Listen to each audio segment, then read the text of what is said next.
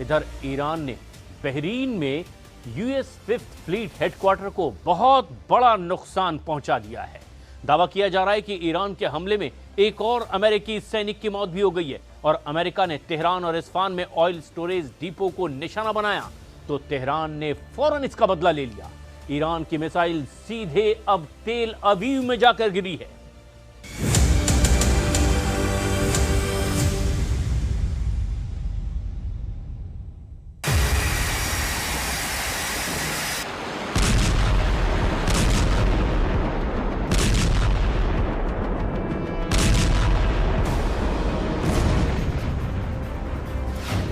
Saudi अरब के तेल कुओं में दफन होगा तेल अवीव। ईरान ने छेड़ा तेल युद्ध, खाड़ी में जलेगा अमेरिकी बेस। अरब सागर में मौजूद अमेरिकी युद्धपोत यूएसएस अब्राहम लिंकन ने अपना रुख ओमान की तरफ मोड़ दिया है। ईरान के ड्रोन अटैक में बहरीन की सबसे बड़ी और ऐतिहासिक तेल रिफाइनरी बापको को उड़ा दिया गया।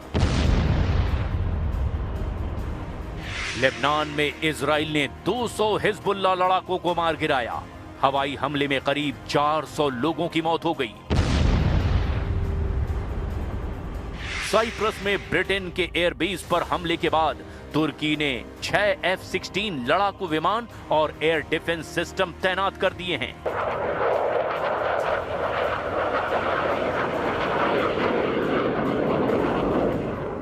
मैं इस वक्त इसराइल में उस गाड़ी में बैठा हूं जो बिल्कुल चकनाचूर हुई है ईरान के बैलिस्टिक मिसाइल के अटैक से। आप देख सकते हैं क्या हाल हुआ है। हालत आप देख सकते हैं जो बाहर रहती हैं, और मकानों की हालत आप पूछिए मत के इर्द गिर्द मकानों की हालत क्या हुई है। ये देख सकते हैं आप, मकान खंडर में तब्दील हो गए हैं। और ये आप देख सकते हैं इजरायली डिफेंस फोर्सेस के लोग अब शायद ये समझने की कोशिश कर रहे हैं कि ईरान के बैलिस्टिक मिसाइल यहाँ के एयर डिफेंस सिस्टम में सेंध लगाने में कैसे कामयाब हुए। अब मिसाइलें सिर्फ शहरों पर नहीं गिर रही, निशाने पर हैं तेल के कुएं, रिफाइनरी और अमेरिकी मिलिट्री बेस। क्या दुनिया की अर्थव्यवस्था तेल से जल जाएगी? खाड़ी में नहीं बचेगा एक भी अमेरिकी बेस। जंग की आग में जल जाएंगे खाड़ी देश। स्ट्रेट ऑफ हॉर्मुज से गुजरने वाला हर जहाज बारूद बन गया है। ما تعرضت له بلادنا العزيزة والدول العربية والشقيقة والدول الصديقة من اعتداءات غير مسبوقة لا يمكن تبريرها تحت أي ذريعة من قبل إيران. فالبحرين كانت وستظل دولة سلام لم تبادر يوما إلى استعداء أحد، ولم تنتهج إلا سبيل التعاون وحسن الجوار.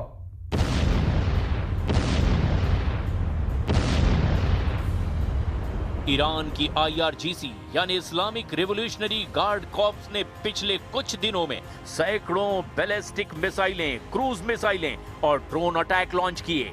इन सभी हमलों का बस एक ही मकसद था, खाड़ी में अमेरिकी अड्डों की तबाही।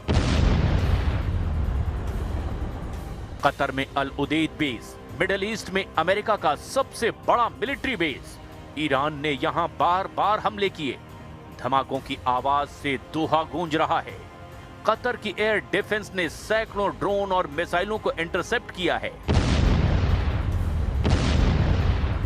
UAE में तेहरान ने अल धवरा एयर बेस पर ड्रोन और मिसाइल अटैक किए हैं।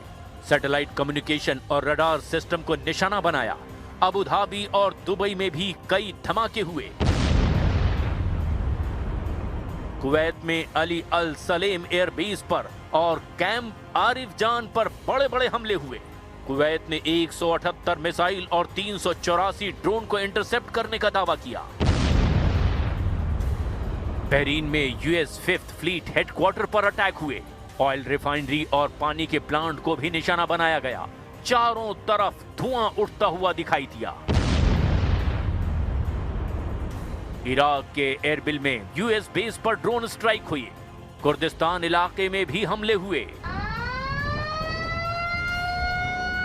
सऊदी अरब में रस तनूरा रिफाइनरी और दूसरे ठिकानों को भीषण ड्रोन हमलों से दहला दिया गया। ईरान ने दावा किया कि सभी हमले अमेरिका और इजराइल के हमलों के जवाब में हुए। ये हमले तब तक जारी रहेंगे जब तक खाड़ी देश अमेरिका को अपनी जमीन इस्तेमाल करने के लिए देते रहेंगे। दुश्मन दिلش میخواد ما و کشورهای اسلامی در جنگ باشیم، اختلاف بین ما و کشورها ایجاد بکنه.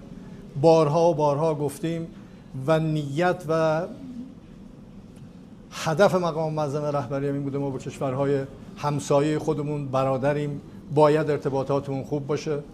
اما اتفاقی که داره رخ میده اینه که از هر کشوری بخوان به خاک ما حمله کنن و تجاوز کنن، طبیعتا ما مجبوریم جواب اونها رو بدیم و این چیزی رو که میخوایم جوابشون رو بدیم معنیش این نیست که ما با او کشور دعوا داریم، معنیش این نیست که ما خدای نکرده میخوایم مردم اونجا رو ناراحت بکنیم.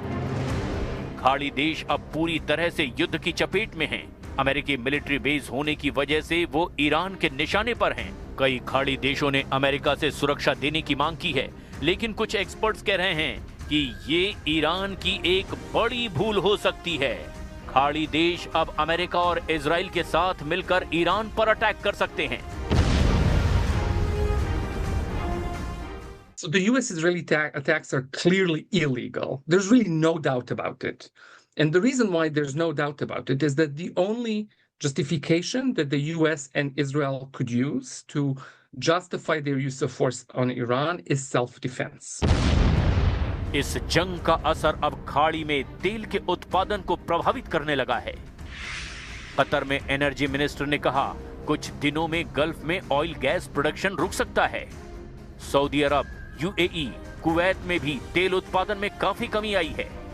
स्ट्रेट ऑफ हॉर्मुज से ग्लोबल ऑयल सप्लाई चेन करीब करीब बंद हो गई है। खाड़ी में पानी के प्लांट निशाना बनाए जाने से वाटर सप्लाई पर खतरा बढ़ गया है। दुनिया की अर्थव्यवस्था हिल रही है। कच्चे तेल की कीमतें लगातार बढ़ती जा रही है।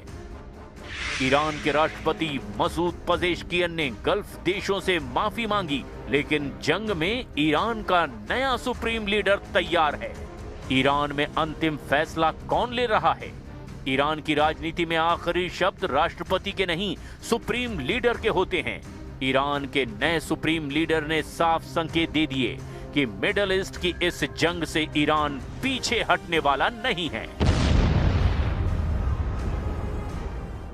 یک هفته تقریبا انتظار و اون شوکی که پس از شهادت آیت الله خامنه‌ای در واقع به جامعه و در واقع ملتمون وارد شده بود و منتظر بودیم و خیلی خوشحالیم که الان رهبر انتخاب شده و مطمئنیم که این مسیر ادامه داره دیگه با زعامت ایشون. و واقعا حس خوشحالی بود و واقعا نمی‌دونستیم که از غم از دست دادن رهبر گریه بکنیم یا خوشحال باشیم.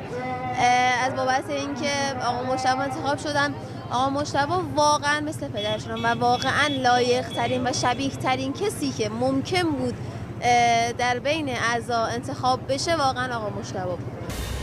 तेहरान से आए संकेत में कहा गया कि अगर अमेरिका और इजराइल ने हमले जारी रखे तो जवाब और ज्यादा खतरनाक होगा।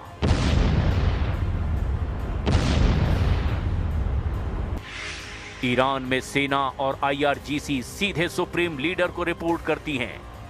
विदेश नीति और युद्ध का अंतिम फैसला खुद सुप्रीम लीडर लेते हैं। बैलिस्टिक मिसाइल और ड्रोन प्रोग्राम भी सुप्रीम लीडर के कंट्रोल में होता है। यानी खाड़ी में जारी जंग अब सिर्फ सीमित सैन्य टकराव नहीं, इसमें शामिल हो चुके हैं ईरान, अमेरिका, इजराइल और कई खाड़ी देश। तेल के कुएं जल रहे हैं, रिफाइनरियां धुएं में डूबी है और खाड़ी के समंदर में अमेरिकी युद्धपोत खड़े हैं। मिडिल ईस्ट में ये टकराव अब सिर्फ मिसाइलों की लड़ाई नहीं, ये लड़ाई है तेल की, ताकत की और शासन की। अगर हालात नहीं संभले तो खाड़ी की ये आग पूरी दुनिया को जला सकती है।